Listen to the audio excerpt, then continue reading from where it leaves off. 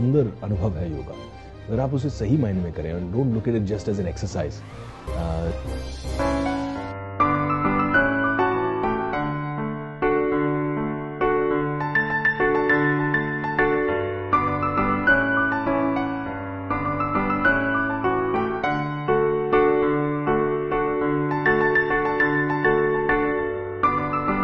सबसे पहले जानना चाहूँगा, योगा का आपकी ज़िंदगी में आगमन कब हुआ?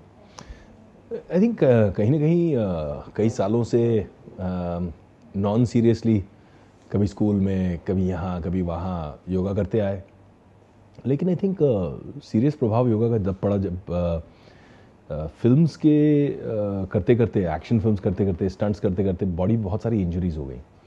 और इंजरीज से जिम जाया करते थे तो इंजरी और बढ़ जाती थी और दर्द शुरू हो जाता था। बॉडी बिल्कुल कड़क हो गई थी, स्टिफ हो गई थी, अकड़ने लग गई थी। सुबह उठते तो कभी गर्दन में दर्द, कभी शोल्डर में दर्द, कभी पीठ में दर्द। और तब मुझे काफ़ी लोगों ने एडवाइस किया कि योगा अगर आप शुरू करें तो योग से आपकी बॉडी में एक फ्लेक्सिबिलिटी शुरू हो जाएगी, एक सपलनेस, एक रिलैक्स्ड बॉडी बन जाएगी। और 6-7 साल से काफ़ी संयम के साथ में मैं फॉलो कर रहा हूँ। सुबह सुबह उठकर रोज़ 1 घंटे का मेरा योगा सेशन रहता है। और वो करने के बाद इतना चैन मिलता है, बॉडी इतनी रिलैक्स्ड फील करती है। क्योंकि जिम में हम जब वर्कआउट करते हैं तो एक ट्रेनिंग, मसल ट्रेनिंग का एक अलग कॉन्सेप्ट रहता है जिसका बहुत क्विक रिजल्ट मिलता है, लेकिन लॉन्ग टर्म रिजल्ट नहीं मिलता। और योगा का मेरे हिसाब से सबसे बड़ा एडवांटेज ये है कि आपको टोनिंग और वर्कआउट भी मिलता है, साथ में आपको स्ट्रेचिंग भी मिलती है, दोनों चीज़ें, फ्लेक्सिबिलिटी भी बढ़ जाती है आपकी। ओके, योगा की अगर बात करूँ, क्या आप इस बात से इत्तेफाक रखते हैं जब आप योगा करते हैं तो कहीं आप रूबरू हो जाते हैं उसके बीच और अपने बीच?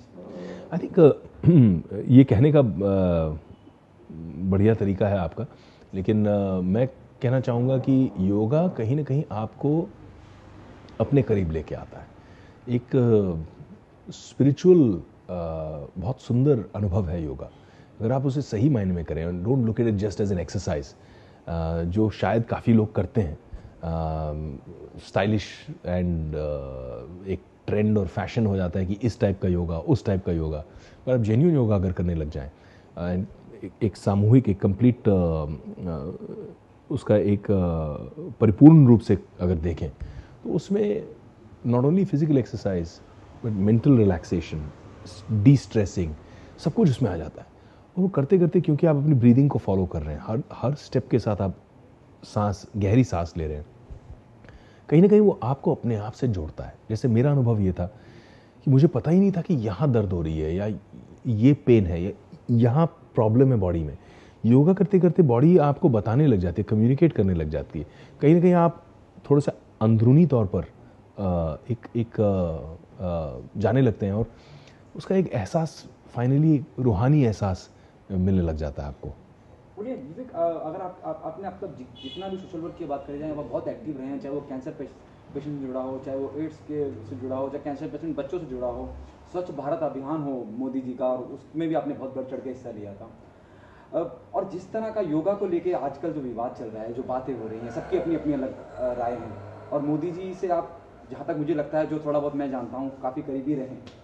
तो जानना चाहूँगा, अब इस जो लोगों की अलग अलग धारणाएं हैं योगा के बारे में, या मोदी जी ने स्वच्छ भारत शुरुआत करी और अब योगा का खास दिन बनाया जा रहा है हिंदुस्तान में, जो शायद हिंदुस्तान के इतिहास में पहली बार हो रहा है, इस उनके कदम को, इस पहल को क्या कहेंगे, क्या कैसे देखते हैं? How do you see the whole entire step? I salute our prime minister Narendra Modi. मुझे इतना अच्छा लगा ये महसूस करके, ये देख करके एक गर्व से छाती भर गई कि पहले प्रधानमंत्री आए हैं जिन्होंने इस तरह से हमारी सभ्यता को, हमारे योग को पूरे विश्व स्तर पर कायम किया है।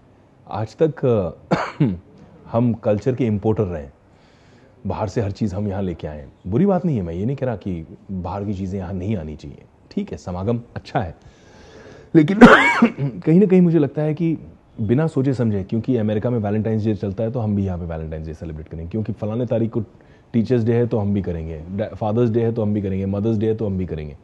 हम कभी ये नहीं सोचते हैं कि हमारे लिए इसके क्या मायने हैं, हमारी कल्चर में ये कैसे बैठा। पहली बार मुझे खुशी हुई कि हिंदुस्तानी प्रथा, एक हिंदुस्तानी परंपरा योग, आज उसे न सिर्फ इंडिया में बल्कि पूरे विश्व स्तर पर यूनाइटेड नेशंस जैसे मंच पर इतने सारे देशों को साथ में लेकर एक सामूहिक तौर पर योगा डे मनाया जा रहा है, जो इंडिया का एक कल्चरल एक्सपोर्ट रहा। ये बहुत बड़ी बात है, न सिर्फ इंडिया को बज़वर्ड बनाने में, मार्केट करने में और लोगों की हमारे प्रति रुचि बढ़ाने में और उनको याद दिलाने के लिए कि ये जो एक सभ्यता है, ये जो एक कल्चर है, ये जो परंपरा है, हिंदुस्तानी परंपरा, ये 6-7 हज़ार साल पहले पनप रही थी, जब वहाँ पर वेस्टर्न सिविलाइजेशन में कुछ भी नहीं था। तो आई थिंक ये एक बहुत बड़ा रिमाइंडर है और इससे हमें एक सेंस ऑफ प्राइड, एक गौरव की बात है ये हमारे लिए।